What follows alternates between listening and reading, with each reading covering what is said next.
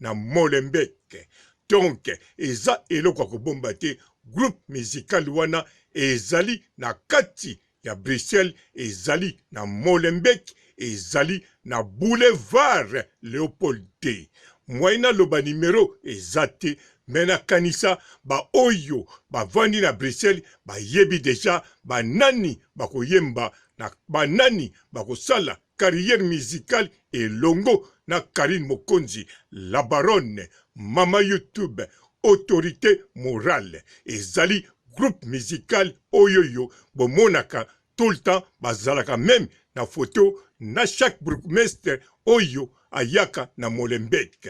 Na kanisa bourgmestre oya mwasi bomonaka ye na ba chanteur na ba musicien ya groupe wana ya Molenbeek. Alors groupe wana yango nde eza sikoyo groupe d'accompagnement ya Karine Mokonzi na carrière musicale na 2021. Elingi koloba sikoyo bokozwa mbala moko balbum moko professionnel, bokozwa ba concert moko oyoyo tike ekotekama na bank pe na babisika etekamaka. Yango wana carrière musicale oyo ya Karine Mokonzi turoyo tokoloba lisusu oyo bakotia bakali bomeka kotia bakali soki bokokoka. Pamba te Karine Mokonzi azali muta mabondeli. Ba musicien ba jeune wana bazali ba jeune moko bien éduqué, né en Europe, grandi awa, ba ezali éduqué awa, pe bazali na éducation ya kitoko. Bazali batu moko oyo soko moni okosepela yo moko pe okosepela okota concert oya bango. Studio o bobengi na français studio studio oya musique bomi tungisa pete baza pe na studio. Donc cela veut dire na kati ya groupe ya accompagnement oya sika ya Karine Mokonzi baz instrument ezali ba instrument complet, ba musicien bazali complet, ba chanteur bazali complet, ba danseuse bazali complet, studio oyo pona ba enregistrement ezali complet. D'avance nyonso wana e fonctionnaka deja.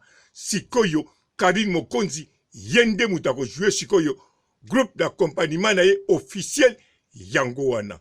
Yango ndenge zali boye, boye bake, bozala calme, oyo nyonso balingaka Karine Mokonzi, boyebi sikoyo eloko nini oyo bolingi bosala.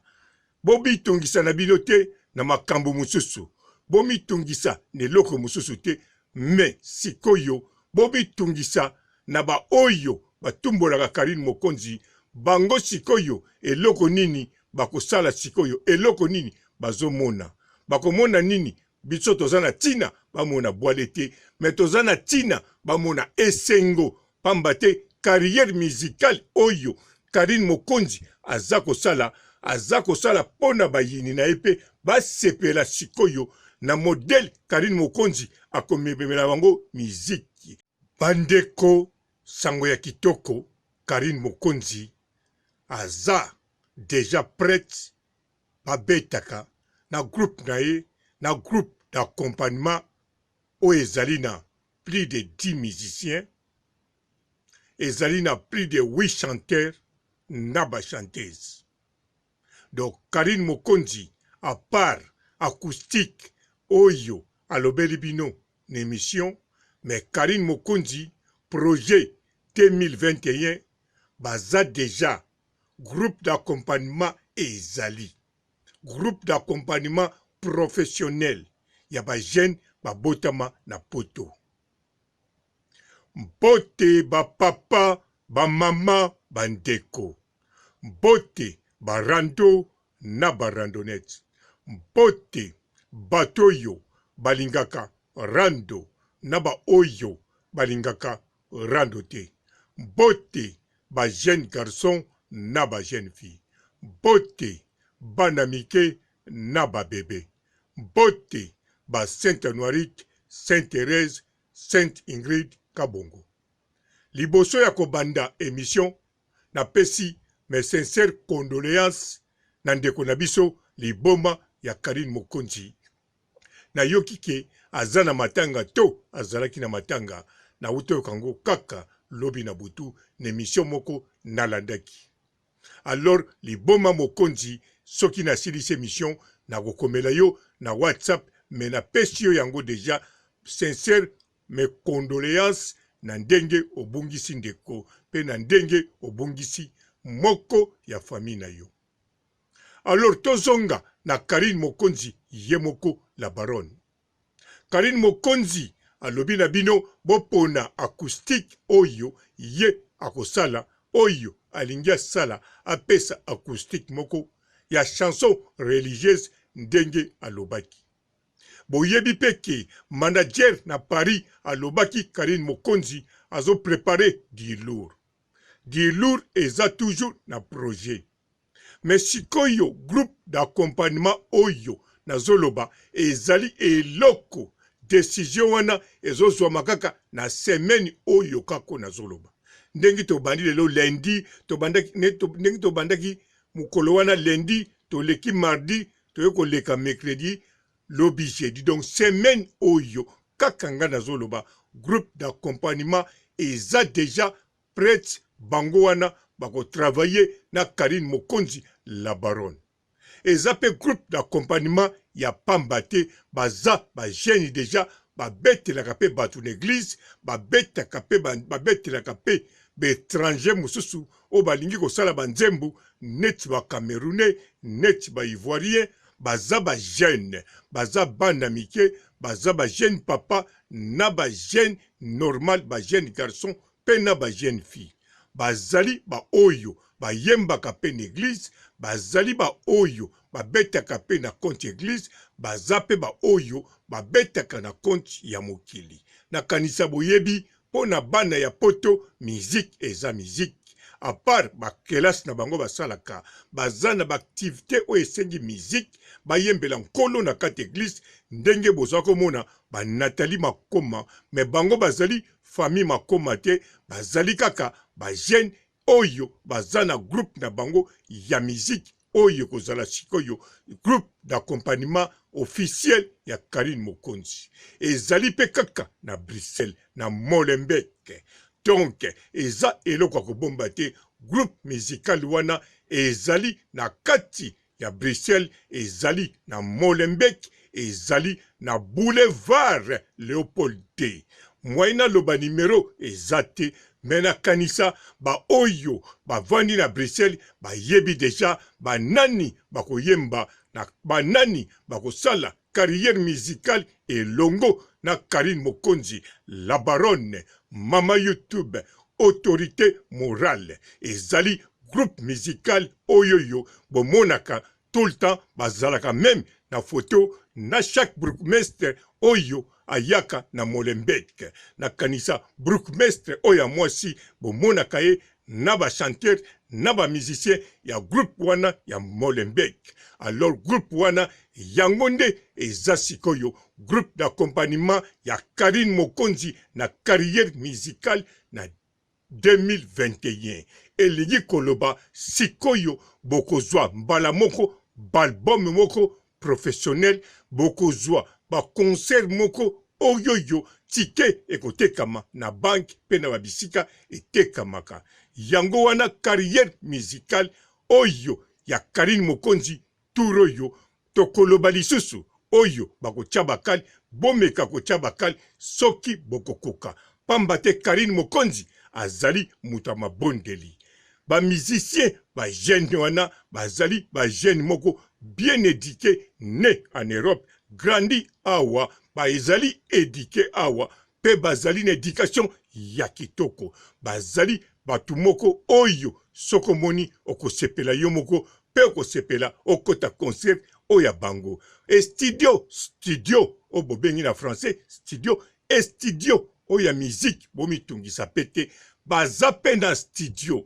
Donc cela veut dire na kati ya groupe ya accompagnement oya sika ya Karine Mokonzi bas instrument ezali ba instrument complet ba musicien bazali complet ba chanteur bazali complet ba danseuse bazali complet studio oyo pona ba enregistrement ezali complet d'avance nyonso wana efonctionnaka deja sikoyo Karine Mokonzi yende mutako jouer sikoyo groupe d'accompagnement na ye officiel yango wana yango ndenge ezali boye bake bozala calme oyo nyonso balingaka Karine Mokonzi boyebi sikoyo eloko nini oyo bolingi bosala bobitungisa na bino te na makambo mosusu bomitungisa na eloko mosusu te me sikoyo bobitungisa na ba oyo batumbolaka Karine Mokonzi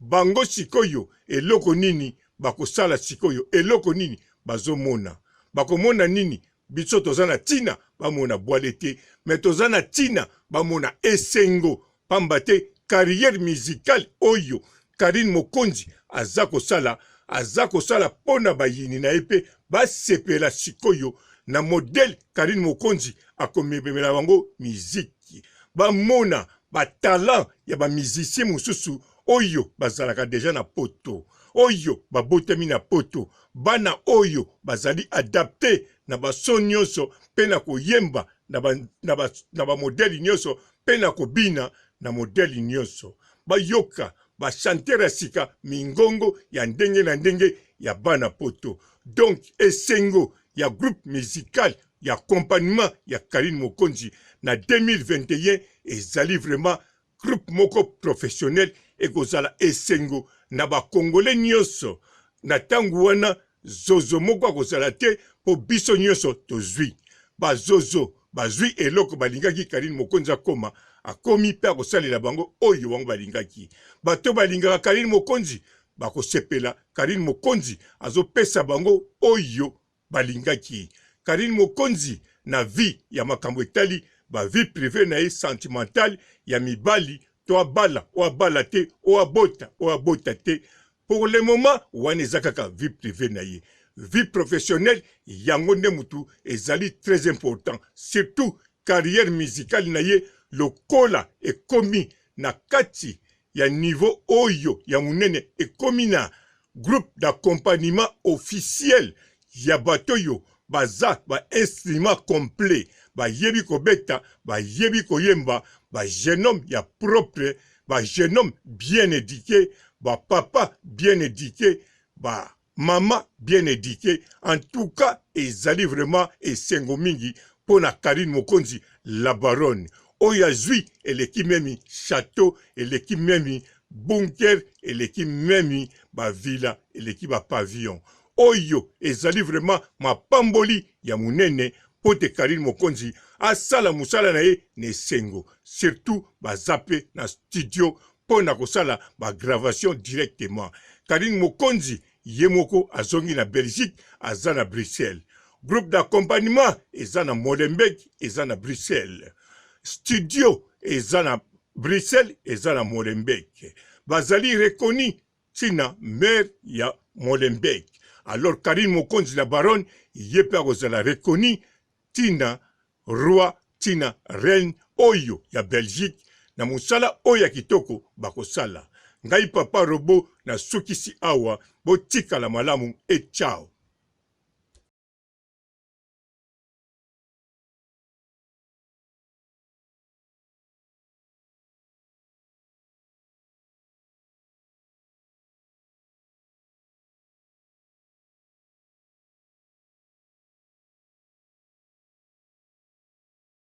Bonjour fidèles internautes de www.elengiakomba TV.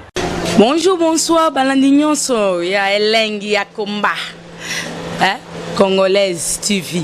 Belé, partout dans le monde, partout où vous êtes, partout où vous êtes, Elengi ya Komba TV, vraiment. Bonjour, bonsoir, na abonné, fan nyonso ya Elengi ya Komba Congolais TV. Bonjour à mon boss, on a appelé ça vraiment un pandi. Bonjour à mon boss, JP Kiama. Je salue mon boss Balobi, boss de boss Babi, JP Kiama. Bonjour, na Elengi ya Komba Congolais TV, vraiment. Ngamo na zana, chaîne de chaque kitoko, ya boss na JP Kiama, ta ay boss de boss ya nya ya danger. Donc on va s'entendre dans la zaki. Ya boss na biso JP Kiama. Nzambe na ngai. Ba boss bazali ba boss bazali. Eh, JP Kiama, le boss des boss. Napesi d'abord bonjour tu ba mbote belé na mo boss JP Kiama wana na koza ngisaote donc na ko lekate sana napesa mo boss JP Kiama boss des boss. Mbote belé partout dans le monde, partout où vous êtes, partout où vous êtes, Elengi ya Komba TV vraiment. Bonjour, bonsoir na ba abonné ba fan nyonso ya Elengi ya Komba Congolais TV. Bonjour à mon boss, on a appelé ça vraiment un pandi. Bonjour à mon boss JP Kiama. Je salue mon boss Balobi, boss des boss, Babi JP Kiama. Bonjour, na bakalina Elengi ya Komba Congolais TV vraiment ngamu la zana chaîne ça kitoko ya boss na JP Kiama ta ay boss de boss ya nya ya danger donc ba ça tolo la zaki Bu, ya boss na biso JP Kiama. Eh, nzambe na ngai. Ba boss bazali Ba boss bazali. Eh, JP Kiama, le boss des boss. Napesi d'abord bonjour tu ba mbote belé na mo boss JP Kiama wana na koza ngisaote donc na ko lekate sana napesa mo boss JP Kiama boss des boss.